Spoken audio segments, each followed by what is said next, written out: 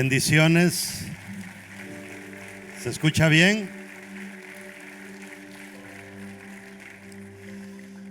Hoy quiero compartirles, discúlpenme, mi forma de predicar es bien diferente a otras formas de predicar. Cuando yo me convertí al Señor, yo no me convertí para hacerme evangélico. Yo me convertí para desmentir el cristianismo. Y como vivo en Boston, que es la cuna del intelectualismo, cuando me convierto, comienzo a darme cuenta que el evangelio es real. Y entonces comienzo a hacer muchas preguntas. Y cuando hago muchas preguntas no hay respuestas. La mayoría de pastores no se preparan. Y cualquier pregunta que yo hacía no tenía respuestas. Y yo le dije al Señor: Padre, si me vas a usar en este asunto del cristianismo, ayúdame a... Aquí está uno que no es mío. Ayúdame a ser un cristiano que tenga respuestas a preguntas difíciles. Y ahí es donde el Señor me comenzó a usar. Y una de las cosas que nosotros como cristianos tenemos en nuestro contra es la mucha ignorancia que tenemos como cristianos. Nos convertimos y depende de dónde nos convirtamos, así crecemos. ¿Algunos de ustedes vieron las Crónicas de Narnia? Bueno, el escritor de las Crónicas de Narnia se llamó C.S. Lewis. Fue un inglés. Él escribió unos tratados que eran como libritos pequeños, porque todas las Crónicas de Narnia C.S. Lewis las escribió para sus hijos, como para darle a sus hijos una lección de que Santa Claus era una falsedad, y metió a Jesús en sus historias que escribió. Y pues el león es Jesús, ¿verdad? Ya la agarró Hollywood y la destrozó toda. Pero en uno de esos tratados C.S. Lewis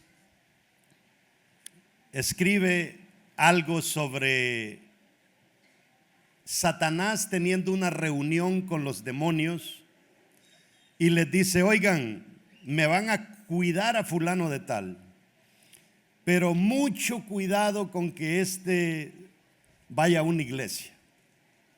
Me lo van a custodiar y no van a permitir que vaya a la iglesia.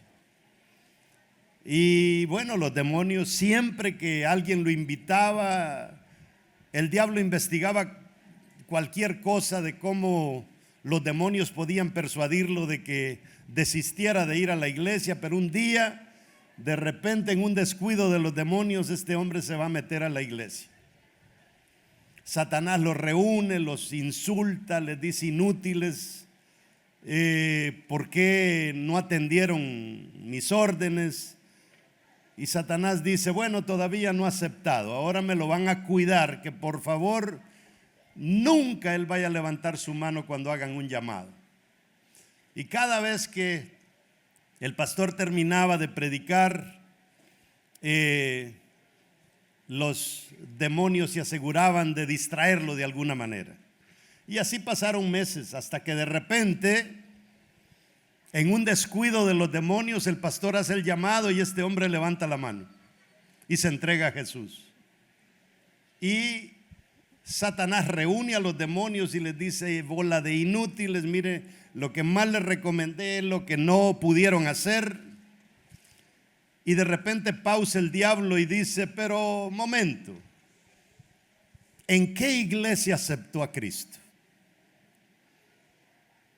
No sé si me capta usted, pero para el diablo, donde una persona acepta a Cristo significa mucho. Yo creo que esta es una iglesia que si alguien acepta aquí, esa persona tiene garantizado que no se va a quedar donde estaba antes de aceptar a Cristo, sino que se va a encaminar por el camino correcto. Y cuando alguien se convierte aquí es porque así Dios lo determinó, y aunque se mete el diablo que se meta, no va a poder hacer absolutamente nada. Pero para uno tener una iglesia así, uno necesita enseñar, y no solamente enseñar, sino enseñar cosas que en otras iglesias tal vez no están enseñando. Y algo que yo le quiero predicar en esta mañana lo he titulado El poder de una mentira. Y quiero hablarle de los 7 peores daños que una mentira le puede hacer a una persona. Hay personas que fracasan en la vida no porque no tienen capacidad, fracasan porque se creyeron una mentira del diablo. Y quiero invitarlo a que lea conmigo en el libro de Génesis, capítulo 37, verso 33 en adelante. ¿Cuántas personas nuevas hay aquí que tienen menos de 6 meses de convertidos? Cuauhtémoc dice que aceptó ayer. Veo algunas manos. Le pregunto porque a veces uno predica y asume que ya todo el mundo conoce la historia. Pero quiero hablarle de una historia bien interesante de un joven que se llamó José y su padre que se llamó Jacob. El padre de Jacob cometió un error que ningún padre debería de cometer, y es de darle más atención a un hijo que a los demás.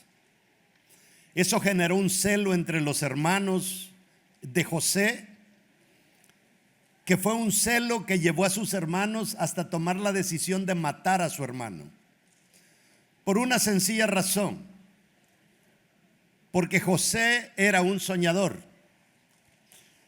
Y cuando usted se deja meter el odio en su corazón y comienza a odiar a alguien por las virtudes que otro tiene, usted comete el error de no poder ver las virtudes que usted tiene.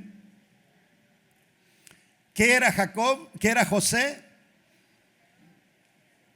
Un soñador. Jacob viene y cuenta el sueño. Y cuando él cuenta el sueño, él no dijo lo que el sueño significaba. Él simplemente contó el sueño. ¿Y qué es lo que hicieron sus hermanos? Inmediatamente dijeron lo que el sueño significaba. O sea, José era un soñador, pero sus hermanos interpretaban sueños, pero no se daban cuenta, porque ellos interpretaron el sueño de Jacob. Entonces arman un complot para matar a José. Y ahí comienza la lectura. Cuando ellos arman el complot de matar a José, uno de sus hermanos dice: no podemos ir al extremo. Hagamos una cosa, vendámoslo. Y toman la decisión de meter a José en una cisterna. Y cuando ven pasar una caravana de gente que compraba esclavos, vendieron a José.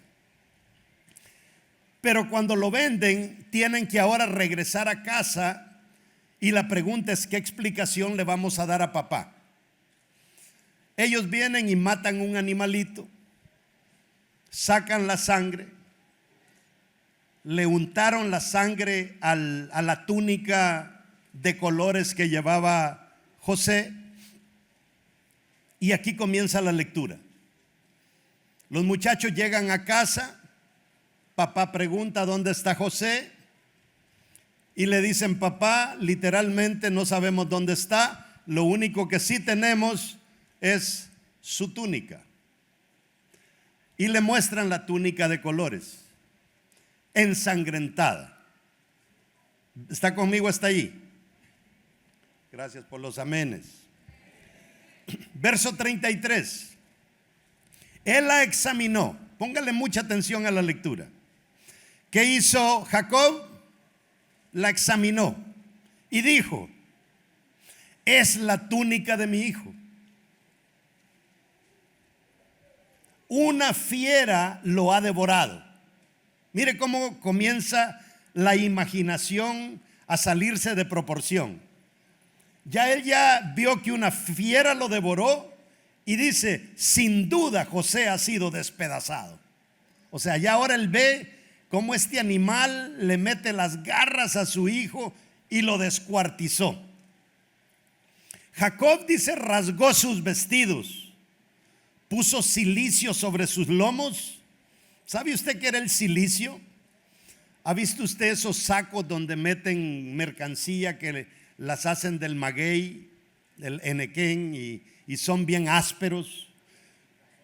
Exacto, eso, algo así era el cilicio.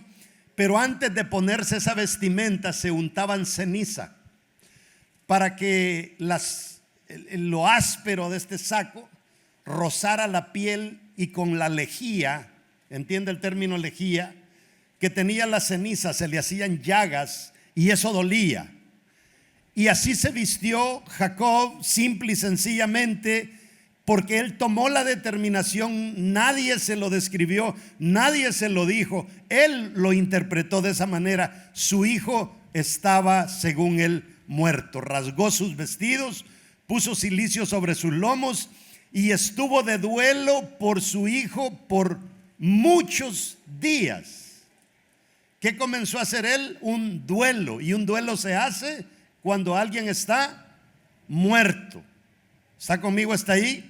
Verso 35. Todos sus hijos y todas sus hijas vinieron para consolarlo, pero él rehusó ser consolado y dijo: ciertamente enlutado bajaré al Seol por causa de mi hijo. Y su padre lloró por él. Escuche bien, verso 36. Mientras tanto, los madianitas lo vendieron en Egipto a Potifar, oficial de Faraón, capitán de la guardia. Le hago una pregunta: ¿era la túnica de José? ¿Era la sangre de José? No. Entonces, José cree una mentira que en realidad nunca la debió haber creído. ¿Qué pasa? Con evidencia falsa, él queda convencido que su hijo está muerto. Y el enemigo es tan astuto que va a encontrar todo tipo de evidencia para destruir tu futuro. Hay 5 cosas que antes de que tú nacieras, Dios metió en ti, en cada uno de nosotros. Cuando nosotros leemos Jeremías 1:5, dice, ¿qué dice? Dios le dice a Jeremías: antes de que yo te metiera en el vientre de tu mamá, yo ya te conocía. Póngale mucha atención.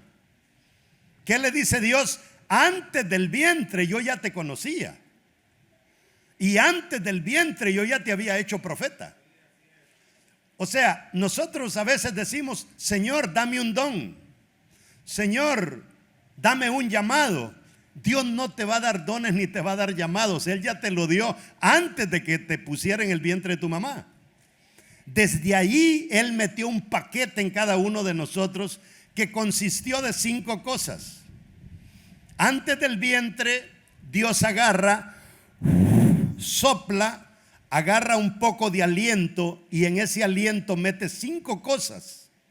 Lo primero que Él mete es llamado, propósito. La segunda cosa que Él mete ahí es identidad. ¿Me está entendiendo hasta ahora? ¿Qué metió Dios? Llamado e identidad. ¿Dónde está el llamado y la identidad? En cada uno de nosotros. ¿Qué es lo que tenemos que hacer nosotros? Es proteger ese llamado y proteger esa identidad. La tercera cosa que Dios mete en nosotros desde antes del vientre es potencial. Dios metió la capacidad de que tú puedes llevar a cabo tu propósito. No es de que si eres medio taradito no lo vas a llevar a cabo. Dios metió todo lo necesario para que tu propósito se realice. Encima de eso mete una cuarta cosa, que es herencia. La Biblia se llama Antiguo y Nuevo Testamento porque hay herencia en el Antiguo y hay herencia en el Nuevo. Ayer hablábamos de Deuteronomio 28:1. Si nosotros nos comportamos como Dios dice, ya tenemos una gran herencia. La Biblia dice que somos coherederos con Jesús. Entonces, la quinta cosa que Dios mete en nosotros es destino. O sea, tú naciste destinado para triunfar. No es de que unos deben triunfar y otros van a fracasar porque es necesario el fracasado para ayudar al triunfador. No, ese es un invento diabólico. Entonces, lo que el diablo va a hacer con esas 5 cosas es tratar de persuadirte de que no hay nada en ti. Que en ti literalmente a ti te hicieron como un cajón vacío. 2 pensadores griegos, Sócrates y Aristóteles, debatían si nosotros cuando nacemos, ellos usaban la palabra tabula rasa, o si nosotros ya éramos una tabla con algo escrito. Sócrates decía una cosa, Aristóteles decía otra. Sócrates decía que somos una tabla sin nada escrito. Aristóteles decía de que somos una tabla con algo ya escrito en ella. Y eso es exactamente lo que Dios hizo en nosotros. Él metió en nosotros esas 5 cosas. Yo tengo un mensaje que se llaman 8 cosas que Dios nos dio que el diablo nos quiere robar, que si algún día me invitan a predicar otra vez, se lo voy a compartir. Porque aquí hay un problema serio. El primer Adán metió las extremidades y el segundo Adán vino a corregir lo que el primer Adán había hecho. Si nosotros fuéramos hebreos, nos diéramos cuenta. ¿Cuántos de ustedes han ido a Israel alguna vez? Cuando tú vas a Israel, lo primero que te dicen es Shabbat Shalom. Cuando llegas, te reciben con la palabra Shalom. Es una palabra tremenda. Se encuentra en más de 250 veces en el Antiguo Testamento. Y la palabra Shalom quiere decir completo, pleno. O sea, Dios hace al ser humano completito, pleno, no nos falta absolutamente nada. Cuando Adán y Eva pecan, ¿qué es lo que pierden? Pierden el estado de Shalom, pierden la plenitud y quedan como personas fraccionadas. Porque el diablo le robó a Adán y Eva el Shalom de Dios. El segundo Adán, que Pablo lo describe como que el primer Adán fue alma, ¿qué es la palabra que usa la Biblia? Alma viviente. Y el segundo Adán es espíritu vivificante. Cuando Jesús viene y muere por nosotros y resucita, usted quizá no ha dimensionado lo poderoso que eso es. Porque el éxito de Jesús no fue venir a la tierra, ni tampoco morir. El éxito de Jesús estuvo en resucitar. Entonces, Jesús no solo sufre, no solo muere, sino que también Él resucita. Y eso hace que el segundo Adán venga a corregir lo que el primer Adán dañó. Y cuando Jesús abre su boca después de resucitado por primera vez, ¿cuál es la palabra que sale de la boca de Jesús? ¿Qué le dice a la gente? Paz. Esa fue la primera palabra que salió de la boca de Jesús. ¿Cuál fue la palabra? Diga conmigo, paz. ¿Cómo se dice paz en hebreo? Shalom. Entonces, lo que perdimos con el primer Adán, que fue el Shalom de Dios, lo recuperamos con el segundo Adán, que es Jesús. Entonces, todo lo que el diablo le había robado al ser humano antes de Jesús, en Jesús es devuelto. Pero pasa una cosa, que como el diablo es padre de toda mentira, según Juan 8:44 dice: vosotros sois de vuestro padre el diablo, y los deseos de vuestro padre queréis hacer. Él ha sido, dice, homicida desde el principio, y no ha permanecido en la verdad, porque no hay verdad en él.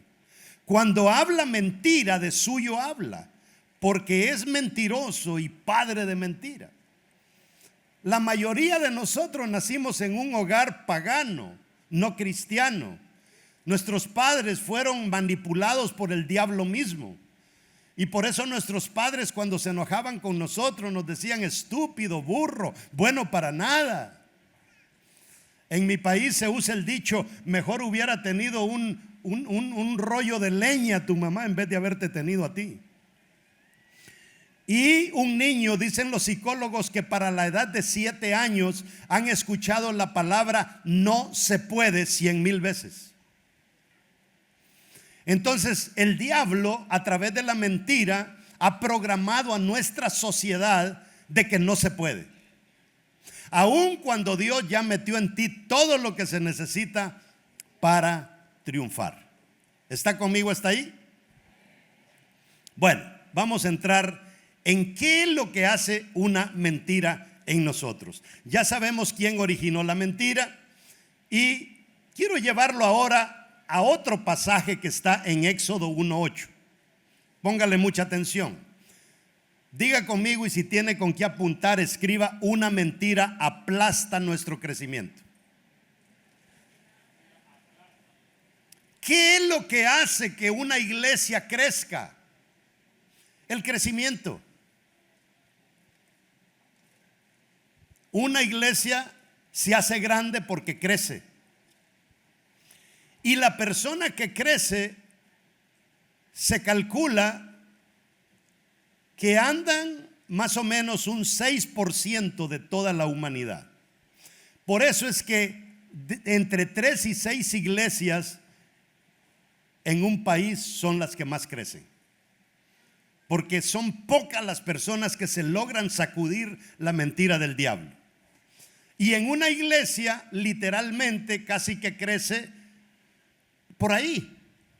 Quizás 6 de cada 100 verdaderamente se convierten en columnas de una iglesia. Los otros se conforman con ser relleno. Pero mi trabajo es convencer al 100% de que usted no es cualquier cosa, de que usted nació para hacer cosas grandes. Aún hubo un italiano que se llamó Pareto, que existe el método Pareto, que dice: Pareto decía que el 20% de una organización es la que produce y el otro 80% es simplemente relleno. Decía que el 20% de un libro era el mero contenido, el resto era relleno. Y lo vemos, que los que diezman en una iglesia anda por el 20%. O sea, lo que le estoy predicando es real y está hasta en estadísticas. Ahora quiero que vea que este asunto de la mentira no es nuevo, y lo quiero llevar a Éxodo 1:8. Mire lo que dice: más tarde hubo un nuevo rey en Egipto que no había conocido a José, y que le dijo a su pueblo: mire, escuche bien esto, por favor. Faraón está teniendo una conversación con la cúpula de gobierno. Y Faraón les dice: muchachos, quiero revelarles algo que no sé si ustedes lo han visto, pero les dice: miren, tenemos un problema. El pueblo israelita es más numeroso y más poderoso que nosotros. ¿Cuál es la revelación de Faraón a sus máximos generales, autoridades? Quiero decirles que si no lo han notado, el pueblo de Israel es más numeroso y más poderoso que nosotros. Ahora yo le hago una pregunta: ¿quién era el esclavo? Israel. ¿Cómo puede ser que un débil esclavice a un fuerte? Solamente a través de una mentira. Y sigue él y dice, verso 10: así que debemos tramar algo para impedir que sigan aumentando. ¿Qué es lo que hay que hacer? es tramar una mentira, una estrategia. Porque puede ser que en caso de guerra se pongan de parte de nuestros enemigos para pelear contra nosotros y se vayan de este país. Entonces, ¿qué sucede con Israel? Es mayor y más fuerte.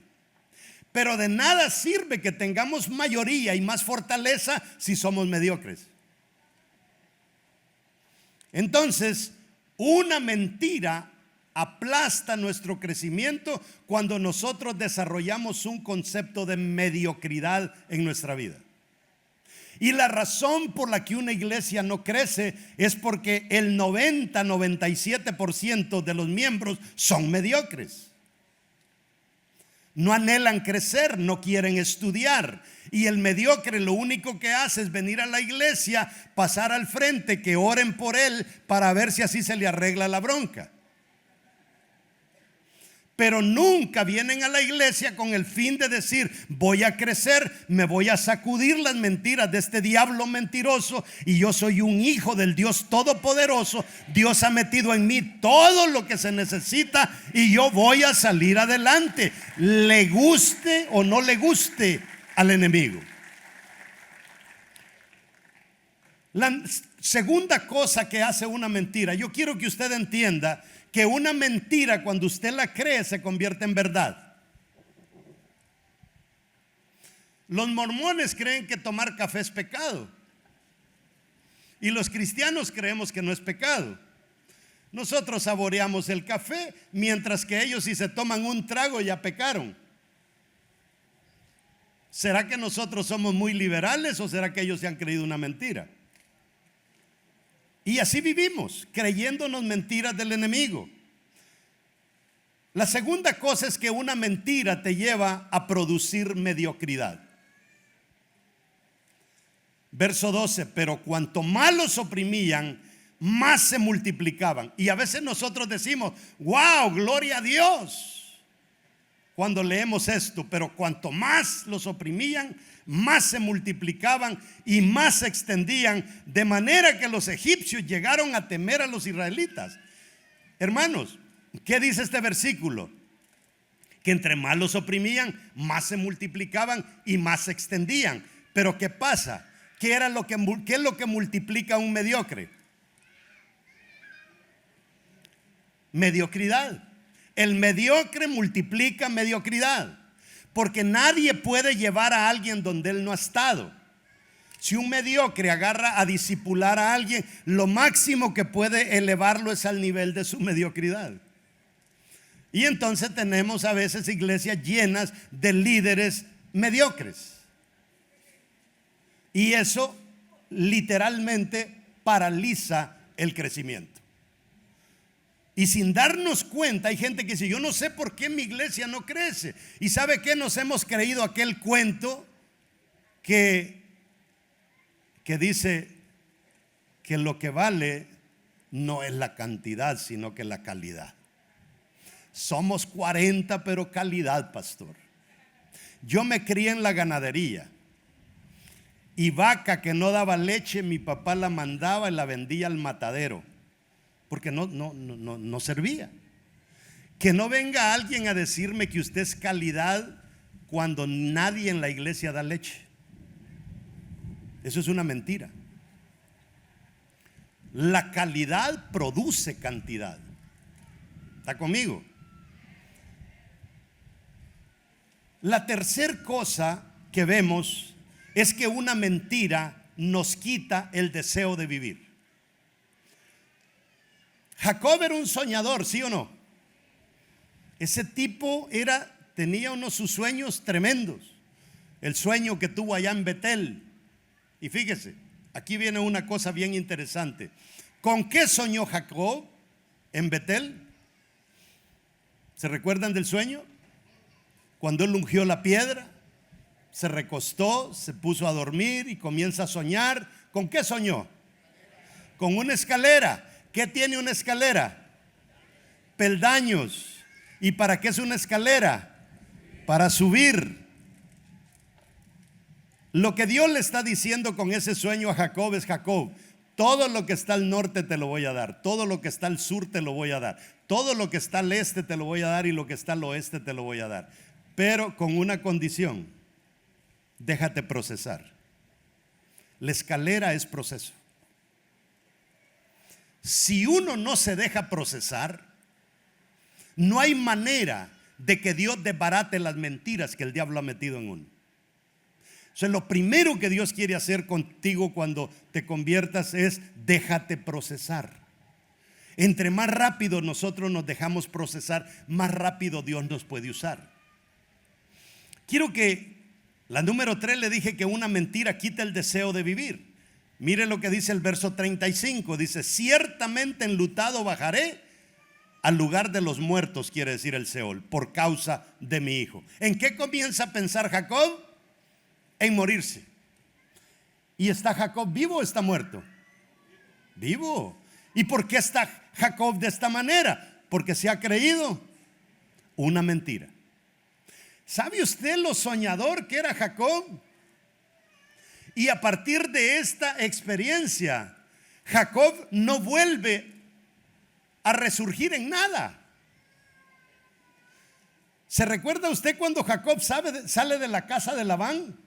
Que dice que iba en caravanas, llevaba camellos, llevaba ganado, llevaba ovejas. El tipo salió millonario de la casa de Labán. Pero cuando viene esta hambruna, solamente habían 70, si no me equivoco. Toda esa grandeza se le vino abajo a Jacob. ¿Por qué? Por haber creído una mentira. Y llegaron a Egipto como mendigos.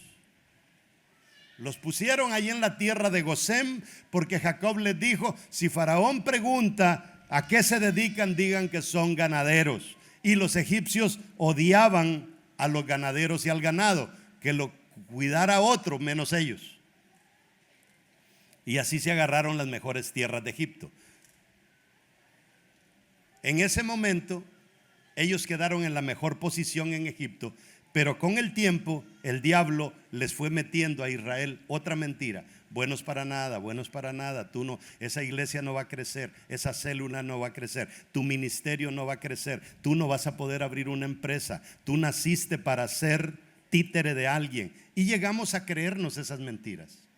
Jacob perdió el deseo de vivir por una mentira. ¿Cuántas personas se cuelgan hoy en día? Porque perdieron el deseo de vivir por una mentira. Es que lo que le estoy predicando, amados hermanos, es tan real en estos días. Nos creemos las boberías del diablo. Número 4, una mentira mata tus sueños. Jacob era soñador. Fíjese que a veces uno comienza una empresa y quiebra. Y cuando quiebra, dice uno: no, yo no vuelvo a intentarlo. Eso no es para mí. ¿Y sabe usted qué es fracasar en algo? Fracasar en algo es descubrir una de las formas de no hacer las cosas. Eso es fracaso. Aprende de que así no se hacen, pero hay 1000 maneras de hacerlo.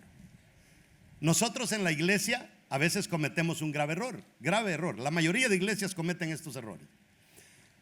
Nosotros tenemos un discipulado, que es el tomo número 4 del discipulado, que consta de 100 preguntas.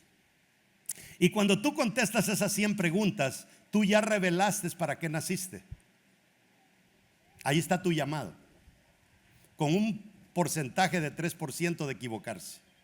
Y también aparece aquello para lo que no naciste. Hay personas que dicen: es que a mí me encanta el cántico, yo no voy a descansar hasta que un día esté parado ahí. Y te ponen detrás de un micrófono y eres un desastre, porque no naciste para eso. Pero nadie te está guiando a ver para qué rayo naciste. Porque la iglesia, la mayoría de iglesias, no tienen un programa para descubrir para qué naciste. ¿Qué dice aquel versículo? Instruye al niño, ¿en qué dice? En su camino. Pero no está hablando solamente de nuestros hijos, que hay que instruirlos en aquello para lo que nacieron. Fíjese, mi papá decía: mi hijo va a ser mecánico. Y mi mamá decía: mi hijo va a ser cura. Mi mamá le atinó más porque ahí andaba, ¿verdad? Anduve entre, ¿verdad?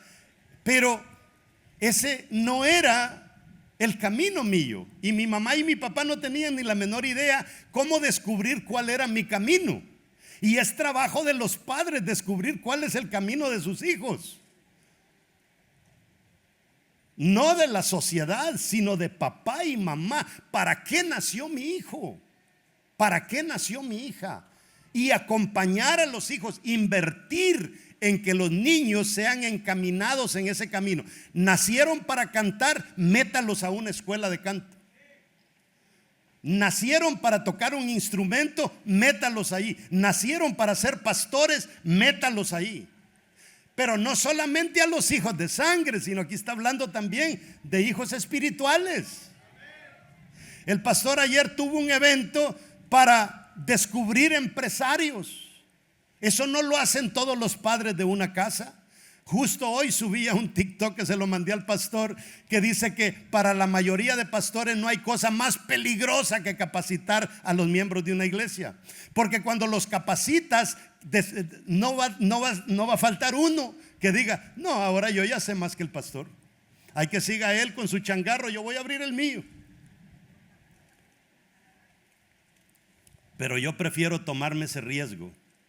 Aquí un día el Señor me diga: te lo puse en tu iglesia y no lo preparaste para que fuera a otro nivel. Ya si usted quiere traicionar al pastor, es asunto suyo. Pero él delante de Dios quedó 10. ¿Está conmigo? ¿Está ahí? Yo aplaudo a los pastores que quieren sacar a la gente de la ignorancia. Jacob soñaba con ser primogénito, pero no nació primero.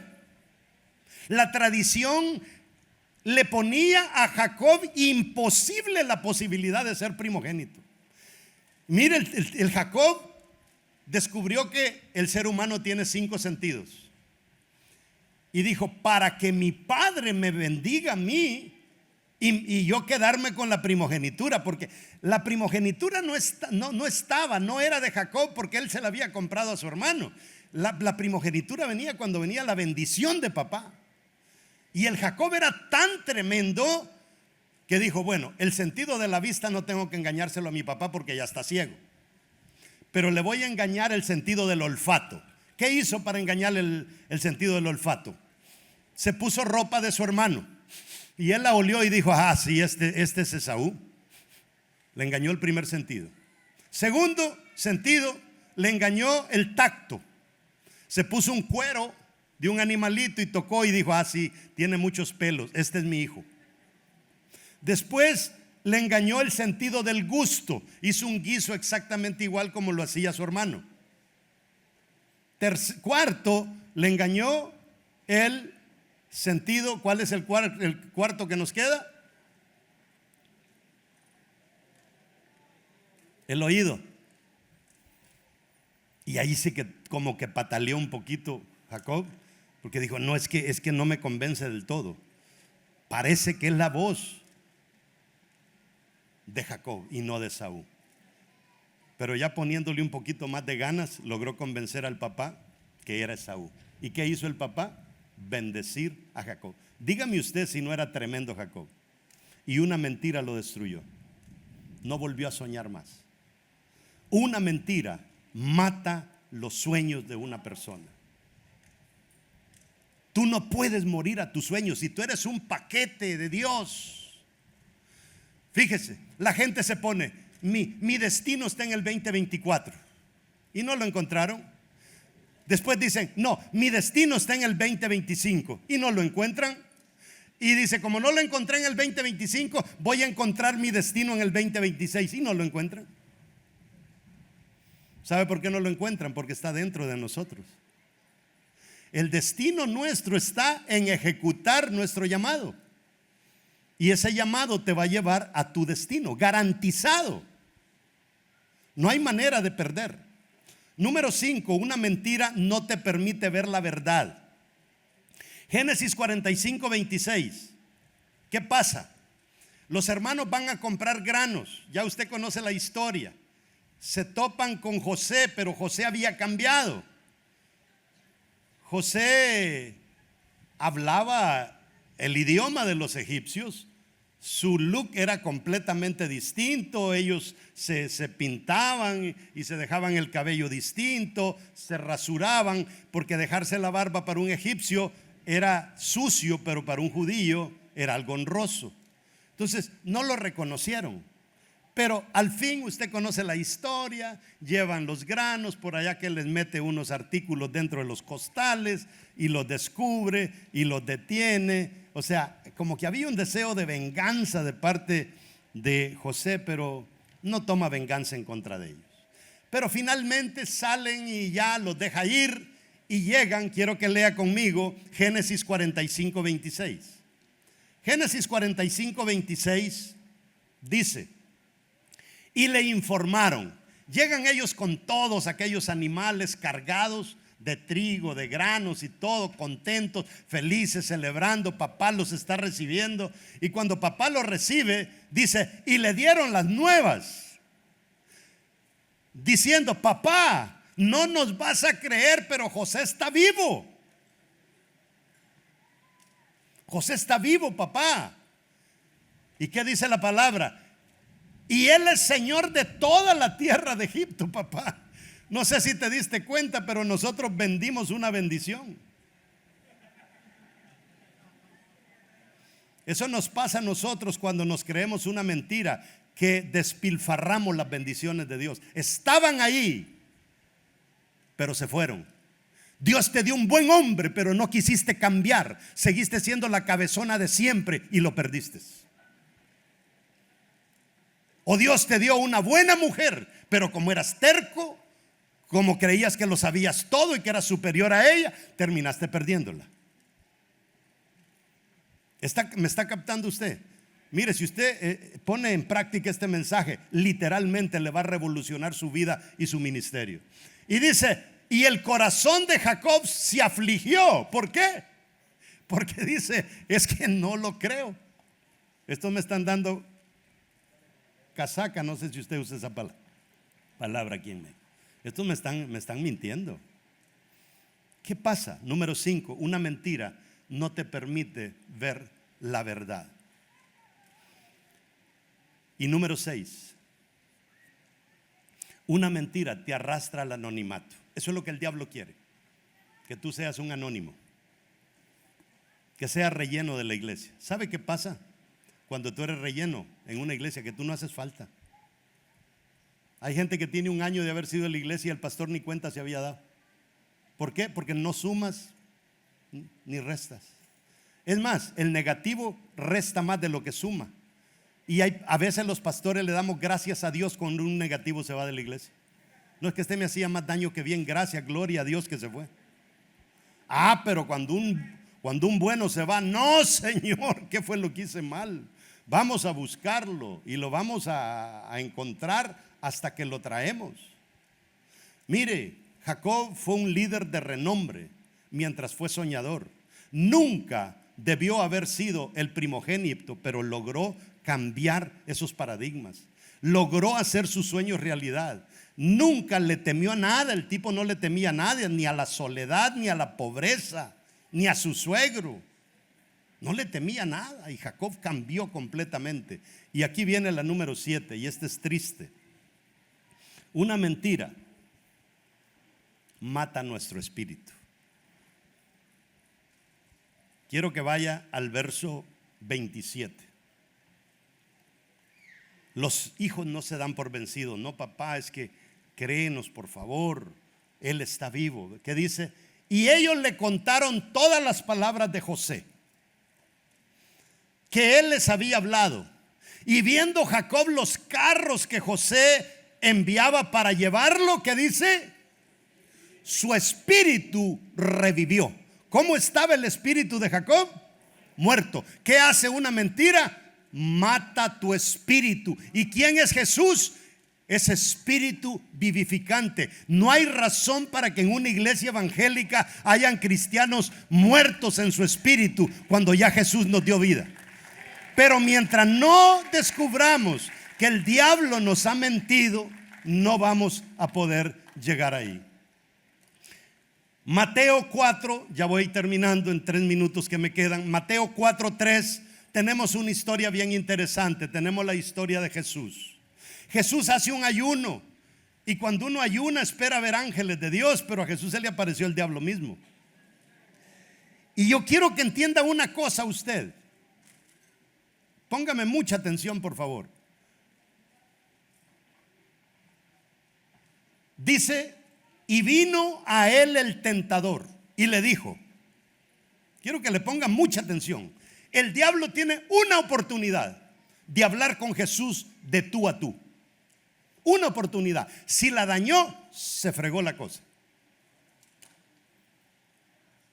Y viene Satanás, y dígame usted aquí, ¿qué era lo que Satanás traía entre cejas? ¿Qué traía en mente hacer con Jesús? Y le dijo, si eres hijo de Dios. Ahí está. Ahí se revela qué es lo que Satanás quería lograr con Jesús.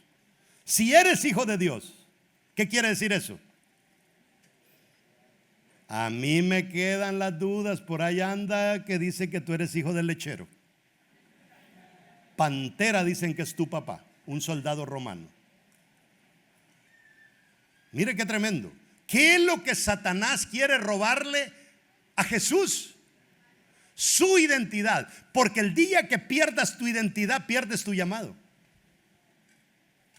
Y si usted no adopta, o sea, no abraza la identidad correcta que Dios le dio, porque no se deje definir ni por papá, no se deje definir por mamá, no se deje definir por un tío, por un abuelo, por amigos, déjese definir por Dios. Y la palabra de Dios dice que fuimos creados a imagen y semejanza suya. ¿Por qué voy a adoptar yo un concepto equivocado de quién yo soy? ¿Sabe usted quiénes son los que determinan qué identidad yo voy a abrazar? La definición que las personas que más nos quieren nos dan. Si papá dijo que somos brutos, vamos a terminar siendo brutos. Por eso, lo que Dios dice, como cuando comencé, quiero que entendas una cosa. Tu vida no comenzó cuando papá y mamá hicieron cuchi cuchi. Tu vida comenzó mucho antes que el cuchi cuchi. Quiero decirte que antes de tener el papá que tuviste, yo ya era tu papá. ¿Está entendiendo? ¿Por qué? Porque nosotros siempre hemos sido eternos y Dios nos quiere llevar a una eternidad. Siempre hemos sido eternos porque antes de que Él soplara estábamos en Él. Y el deseo de Dios es llevarnos a una eternidad. Pero a nosotros nos apasiona tanto esta tierra que pensar en morirnos, Dios mío. Yo perdí a mi papá, cristiano mi papá, después de que fue un mal padre, cristiano. Y el día que mi papá murió, yo lo enterré y a mí no me salió ni una lágrima. Porque yo sabía, yo vi sufrir a mi papá. Mi papá por tomar mucho le dio cirrosis. Y cuando él muere, antes de morir, él está sufriendo. Como hermanos tuvimos que reunirnos todos, agarrarnos de la mano y decirle: Dios, llévate a nuestro padre. Mientras otros hijos oran: no, Señor, todavía no. Mientras el viejito estaba sufriendo. Esa misma noche se lo llevó el Señor. ¿Por qué? Porque yo estaba seguro que al lado de Dios mi papá estaba mejor que al lado de nosotros. Amados hermanos, nosotros tenemos que enamorarnos de este Dios, apasionarnos de este Padre que Dios nos dio. Nosotros no podemos venir a la iglesia simplemente porque hoy es domingo y es que ya me metieron a servir y yo tengo que ir a cumplir con el privilegio que me han dado. Así es de que, amados hermanos, mujeres, hombres, si alguno de usted le está entrando ganitas raras de creer que usted es una hembra atrapada en el cuerpo de un hombre, ponga quieto ese espíritu. Lo único que eso quiere hacer es robarle su identidad. Póngase a pensar. Vamos a poner vamos, ¿cuál es tu nombre? ¿Cómo? Charlie. Vamos a suponer Dios dijo: Charlie va a ser el pastor Charlie.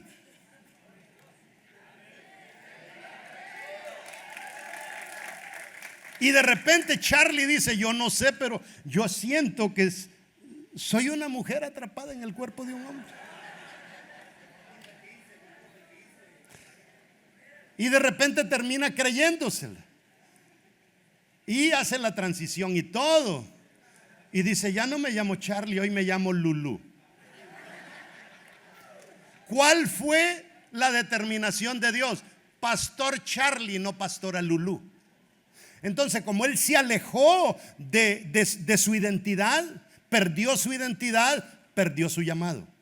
¿Cuántas personas hay en una iglesia que están a punto de perder su llamado simple y sencillamente porque te dejaste robar la identidad por el diablo? No podemos permitir eso. Mire, yo me voy a los, no sé cómo se dice, settings. Yo vivo en Estados Unidos, pienso más en inglés, pero donde describe la capacidad de este teléfono, ¿cómo le llaman acá? Ajustes. Yo me voy a ajustes y me dice, este teléfono tiene 1 terabyte de memoria. Y lo puedo poner a prueba y tiene 1 terabyte de memoria. Y nadie cuestiona esto. Pero sí tenemos problemas creyendo que Dios ha metido 100 terabytes en nosotros. Creemos que no, el Señor solamente ha metido un poquito de capacidad. No. Entonces el diablo comienza a tocar a Jesús. Si eres hijo de Dios, di que estas piedras se conviertan en pan. Y Jesús respondió y dijo, escrito está. Cuando el diablo venga a hacerte creer que eres un bueno para nada, dile, escrito está. Soy hijo del Dios viviente. Yo existí aún antes de estar en el vientre de mi madre. Dios ya me había pensado. Dios ya tenía un plan para mí. Y sigue peleando y dice, escrito está, no solo de pan vivirá el hombre, sino de toda palabra que sale de la boca de Dios. Verso 5. Entonces el diablo le llevó a la santa ciudad y le puso sobre el pináculo del templo. Verso 6. Y le dijo, si eres hijo de Dios. Otra vez el diablo no se rinde. Y es que, amados hermanos, el diablo había creído que si mataba a Jesús se acabó la rabia, sin darse cuenta que al matar a Jesús él mismo terminaría destruido. Y él está luchando por robarle a Jesús la identidad. Y cuando Jesús está ya orando y ni los discípulos quieren orar por él, y dice, Señor, pasa de mí esta copa, pero que no sea mi voluntad sino la tuya. ¿Qué es lo que está pasando?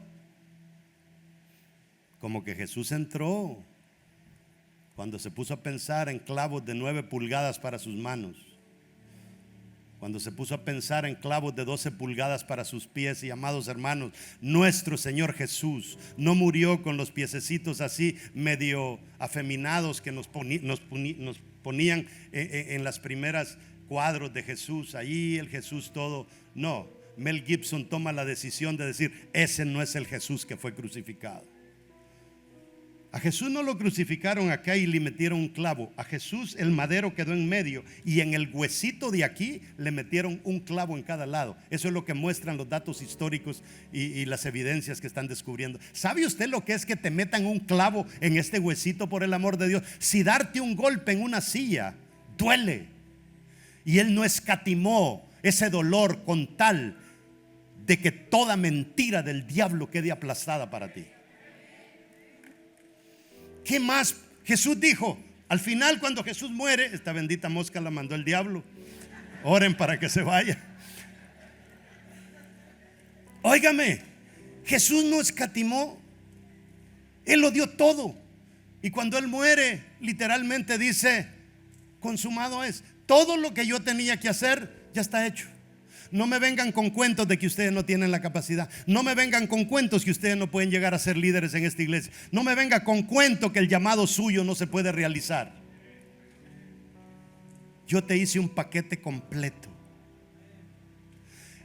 Eso es la predestinación. Yo no sé en lo que usted cree aquí, si cree en salvo siempre salvo, pero la predestinación de la Biblia no tiene nada que ver con que Dios ya había determinado quiénes se salvaban y quiénes no. La predestinación tenía que ver con que Dios había metido tu destino en ti. Eso es la predestinación. Entonces, este Dios que nosotros tenemos lo ha hecho todo para que nadie se pierda. Lo ha hecho todo para que nadie fracase. Es que el más contento cuando a nosotros nos va bien es Dios. Él se alegra. Me imagino que el pastor Abraham se alegre cuando su hijo fracase. Papá, me saqué un 0 en matemáticas, gloria a Dios, mi hijo va bien. No, queremos lo mejor. Y eso es lo que Dios quiere para nosotros. Nosotros tenemos que desarrollar ese amor por nuestro Padre. Tenemos que desarrollar ese amor por Jesús. Hay gente que se enamoró de Jesús cuando Dios le hizo un gran milagro, pero en el camino se le olvidó el milagro. Yo no me puedo olvidar de mi Dios. Mi mamá literalmente me habían dicho que fuera a enterrarla. Yo me subí a la terraza del edificio y le dije: Señor, préstamela por unos días más. Y media hora después mi mamá literalmente revivió. ¿Cómo puedo yo ignorar a ese Dios? No es correcto. Escuchaba una anécdota de que en Inglaterra, cuando los caballos envejecen en el Palacio Buckingham, ellos van a Egipto a comprar nuevos caballos. Y cuando llegan a Egipto, los mandan a las caballerizas más buenas de todo el país. Y esas caballerizas tienen hasta 100 y 200 caballos para que el rey de Inglaterra o la reina compre los caballos y se los lleve al palacio de Buckingham. Y cuentan que la manera en que escogen estos caballos es que mandan a un experto a la caballeriza y agarran a los 100 caballos y se los llevan al desierto. Allá en el desierto los dejan por 3 días sin agua y sin comida. Y allá están en pura arena, y el dueño de la caballeriza se va y los deja. El primer día comienza el caballo a resecársele la boca porque no bebió agua todo el día. En la noche cayó sereno y de alguna manera se recuperaron. Pero arranca el sol del segundo día, y en el segundo día se le comienza a reventar el hocico al caballo, a todos los caballos. Pero no les dan agua. Pasan ese sol terrible, llega la noche, y en medio de la noche cae el sereno y se recuperan un poco, pero viene el tercer día. En el tercer día, los labios reventados del hocico del caballo comienzan a sangrar. Y cuando ya llega la tarde, a lo lejos aparece el dueño con el enviado de Inglaterra, con una carreta llena de pasto, zacate, no sé cómo le llamen ustedes acá, y unos grandes recipientes llenos de agua. Los ponen allá, y los caballos, cuando olfatean, comienzan todos con las patas cruzadas a avanzar hacia el pasto. Todos los caballos. Cuando van a la mitad, el dueño está al otro lado y les dice, y todos los caballos paran y ven al dueño y ven el pasto. 97 caballos siguen avanzando hacia el pasto a comer, y 3 caballos toman la decisión de volver a su dueño. Y eso pasa en las iglesias. Cuando el enemigo nos manda pasto después de algún momento difícil que estamos pasando en la vida, todos corremos al pasto. Y cuando Dios te habla y te dice, eso no es de parte mía, ese trabajo no es mío, ese trabajo no te lo estoy dando yo, ese trabajo lo que va a hacer es que te va a cortar la vida espiritual porque tienes que trabajar días de culto. Por favor, escúchame. Y tú ves a tu Creador y ves la oportunidad, y muchos deciden marchar hacia allá, pero unos pocos dicen, no, yo tengo que volver a mi Padre. Él es el que me creó, Él es el que me dio la vida, Él es el que me rescató del pecado. Y esas pocas personas es con lo que Dios cuenta en una congregación. Porque la mayoría de nosotros somos casa oportunidades y avanzamos hacia allá. ¿Me están entendiendo? Y ahí viene el diablo y nos comienza a meter un montón de mentiras. Y el diablo comienza a usar hasta pastores en las redes sociales, hablar que el diezmo no es de Dios, que las ofrendas no son de Dios. Y ya las personas van a la iglesia bien armados. No, el diezmo era del Antiguo Testamento. El diezmo no es del Nuevo Testamento. Es que el Nuevo Testamento no habla nada del diezmo. Y sí habla, y eso te puedo dar una charla completa al respecto. Y es que pasa una cosa, escúcheme bien. ¿Sabe usted qué es lo que más el diablo odia en una iglesia? Las ofrendas. ¿Por qué razón? Porque fue una ofrenda la que lo derrotó.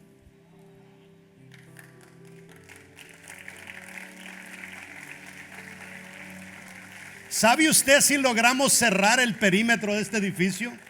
¿Qué va a significar esa ofrenda para usted? Derrota del enemigo en la vida de cientos de personas. Si literalmente ese lugar les va a quedar a ustedes pequeño.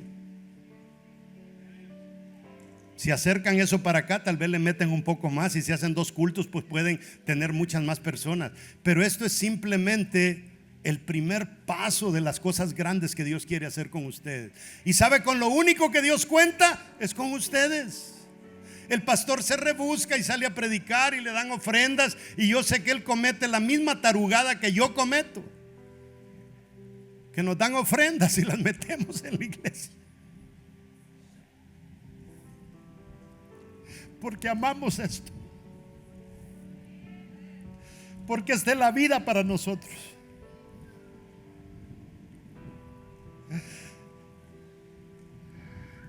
Yo acabo de tener un congreso que me sacó las lágrimas. Mi hija no era conferencista y yo le dije: hija, danos una conferencia de cómo te sentiste como hija de pastor.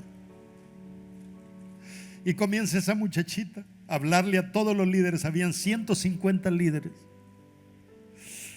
Y dice: yo quiero decirles a ustedes, líderes, que amen la visión, pero no descuiden a sus hijos. Dice: yo me recuerdo, dice, cuando cumplí 15 años, a mi papá le salió un viaje para Hawái y se fue con mi mamá. Y yo me quedé solita en mis 15 años. Mamá y papá andaban cumpliendo con obligaciones ministeriales. Y dice: nos reunimos mi hermano y yo. Y mi hermano fue a comprar un cupcake. ¿Saben lo que es un cupcake? Y le pusimos una velita. Y él y yo soplamos esa velita. Pero yo, dice ella, pude entender a mi papá y a mi mamá. Pero hay muchos hijos que no lo van a entender. Todas esas cosas las hacemos nosotros porque amamos la casa de Dios. La amamos tanto que sacrificamos. Hay hijos que no quieren saber nada del ministerio porque dicen: el ministerio me robó a mi mamá y me robó a mi papá. Yo no sé los pastores, pero la iglesia en Boston está más limpia que mi casa, porque eso es lo que a mí me interesa, la casa de Dios.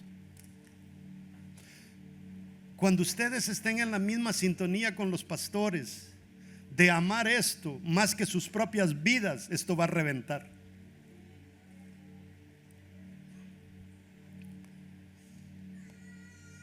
Y yo quisiera hacerles una invitación que para mí va a derrotar todas las mentiras que el diablo ha querido meter en tu cabeza. y darle al diablo donde más le duele. Yo tengo fe que si un día vuelvo a venir a esta iglesia, esto va a estar terminado. Y le digo al pastor todavía, mire, constrúyalo de una manera que pueda extenderse, porque a esto se le puede dar hasta la otra pared y comprar otro terreno para estacionamiento. Pero necesitamos miembros arrechos. No sé si ustedes usan esa palabra. Si me pudieran regalar los sobres. Yo casi no hago esto, hermanos, pero es que a mí me funciona. Me ha funcionado tanto, y le voy a decir. Hace poco compramos un edificio que el pastor lo conoció.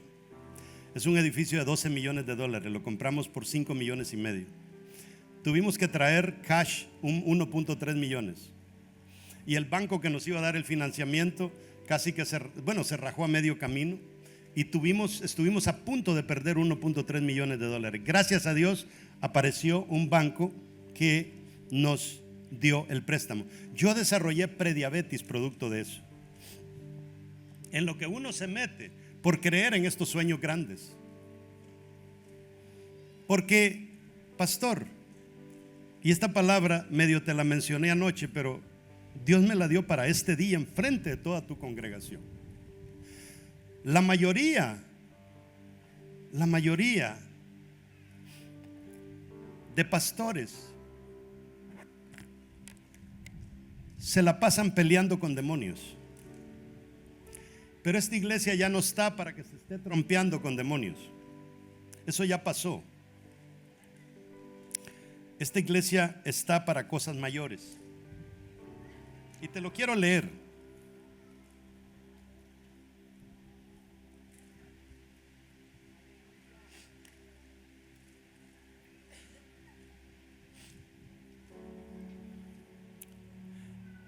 Cuando tú lees Efesios 6:12, nos da jerarquía de espíritu. Porque las guerras, mis amados hermanos, se ganan con estrategias. Y ahí nos muestra la palabra las jerarquías. Nos habla de principados, de potestades, de huestes espirituales de maldad. Y en otros versículos leemos demonios. Y esta es la definición de demonios. Dice que estos son espíritus inmundos que operan a nivel personal. Y allí pasamos nosotros ministrando a gente para que los demonios salgan. Esta gente busca un cuerpo. ¿Por qué busca un cuerpo? Para poseer. Porque el diablo está ilegal aquí en la tierra. ¿Se recuerda que lo decíamos ayer? Y la única manera en que el diablo puede estar legal es que un demonio se meta a un cuerpo, porque el cuerpo está legal. Y ahora el demonio puede operar legal y desbaratar una congregación. Dice que en conclusión, los principados gobiernan desde arriba, las potestades ejecutan estrategias, las huestes contaminan atmósferas, mientras que los demonios están asignados directamente a personas. Eso es el mundo en el que se mueve la mayoría de iglesias. Esta iglesia ya no está para eso. Usted tiene que acostumbrarse a los trancazos y recios y fuertes, porque este es el nivel donde Dios los ha puesto a ustedes, principados. Estas, dice, son autoridades espirituales que luchan por territorios. Esta iglesia ya no tiene una visión local. Esta iglesia tiene una visión territorial. Y se van a enfrentar, no con demonios, se van a enfrentar con principados. Van a salir autoridades que se van a ir en contra de ustedes. Van a salir alcaldes, gente pudiente, no, que hacen mucho ruido, que no nos dejan dormir, especialmente si les montan un hotel allá al lado. Estos, dice, no están para atacar personas directamente, controlan ambientes y mentalidades.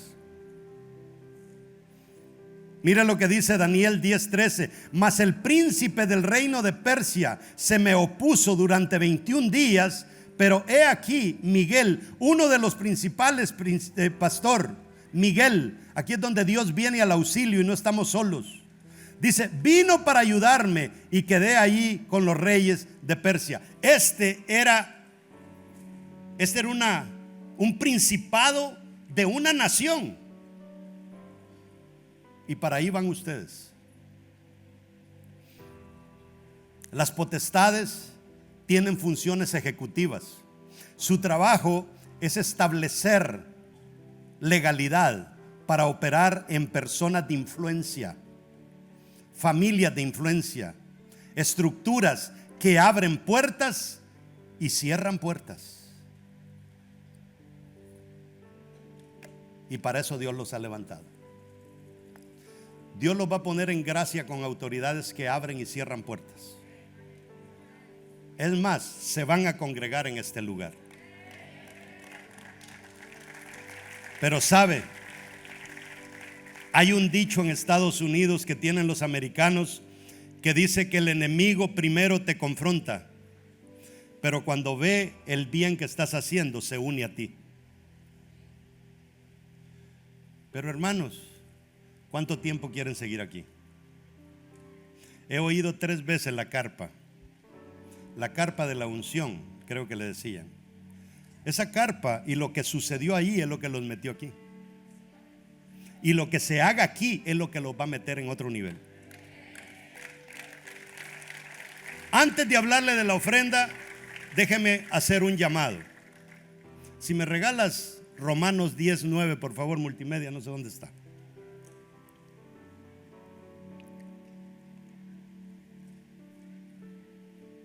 ¿Cuántos de ustedes se recuerdan de la vida que tuvieron antes que esta vida? Tuvimos una vida antes que esta, pero nadie se recuerda. ¿Sabe cuánto tiempo duró esa vida antes de venir aquí, de nacer aquí a la tierra? 9 meses. Y de ahí el sistema de mamá nos expulsó. Morimos al vientre y nacimos a este mega vientre que está aquí, que le llamamos planeta Tierra. Pero un día este vientre nos va a expulsar y nos va a meter a un vientre más grande que se llama eternidad. Ahí es donde Dios nos quiere llevar. Mire cómo Dios lo diseñó todo: vientre de la madre, vientre de la tierra, vientre de la eternidad. Porque el Señor nos quería dar esa charla para que entendamos que la vida después de la muerte sí existe.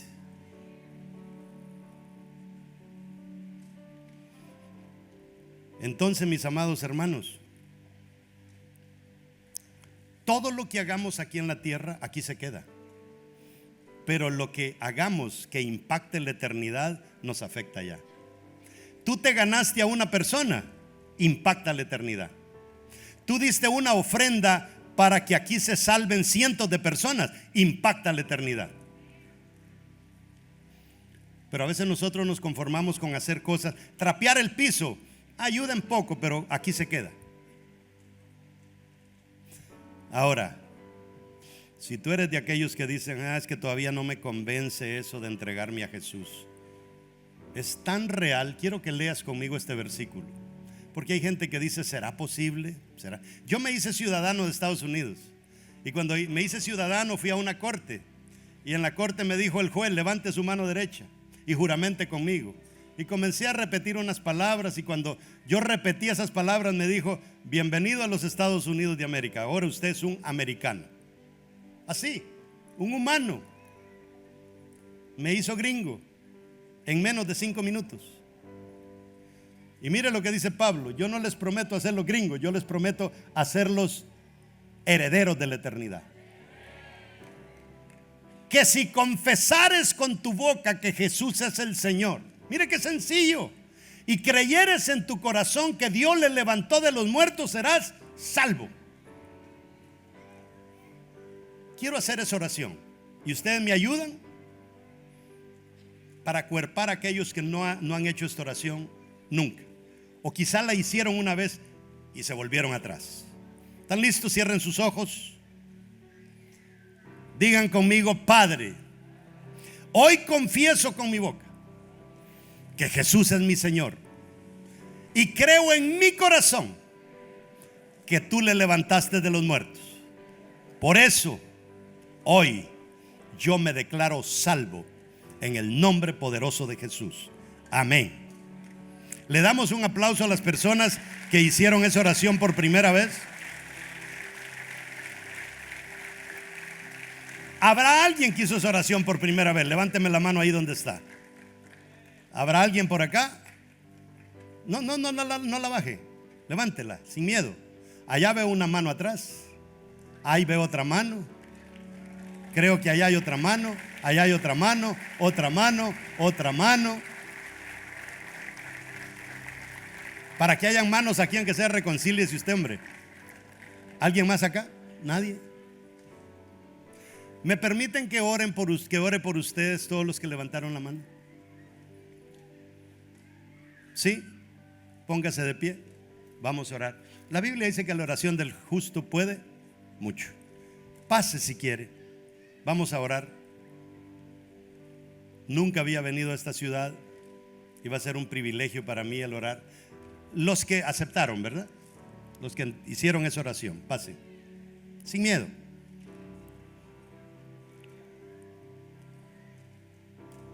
Yo les digo una cosa: sus vidas nunca serán igual. Yo soy un empresario que antes de venir a los caminos del Señor, una de las ganancias que tenía eran $2,500 por semana. Y tuve que rendir esos $2,500 a la semana para que la iglesia me pagara $300. Y ha valido la pena. Dios lo sorprende a uno de una manera tremenda, sin andar buscando. Las cosas te van a llegar. Hace 2 meses me cayó una llamada y este señor me dice: oye, ¿en tu iglesia dan cartas de donación cuando uno dona algo? Le dije: claro que sí. Es que con mi esposa hemos estado hablando y en la zona 10 de Guatemala yo tengo un condominio y te lo quiero regalar. $500,000 vale. ¿Lo aceptas? Yo no lo pedí, Dios me lo dio. Perdí dinero cuando dejé aquel trabajo por servir a Dios. Eso es un testimonio de muchos que Dios me ha dado. Dios no va a fallar. Incline su mano hacia estas personas. Yo creo que se quedaron unos por ahí que no pasaron. Padre, te damos gracias por la vida de estas personas. Señor, tú nos enseñas a través de Job que había una escalera de la tierra a los cielos, y tu palabra dice que ángeles subían y ángeles bajaban. No dice que ángeles bajaban y ángeles subían. O sea que tú nos proteges a través de criaturas angelicales aquí en la tierra. Tu palabra también nos enseña que cuando te entregamos nuestra vida, tu Espíritu Santo viene a morar en nosotros. Y yo entiendo a través de tu palabra que tu Santo Espíritu acaba de encontrar unos hogares más donde habitar. Padre, sabemos de que tú no los vas a descuidar, pero yo hago el reto a la iglesia y al liderazgo de esta congregación, que cuiden este fruto,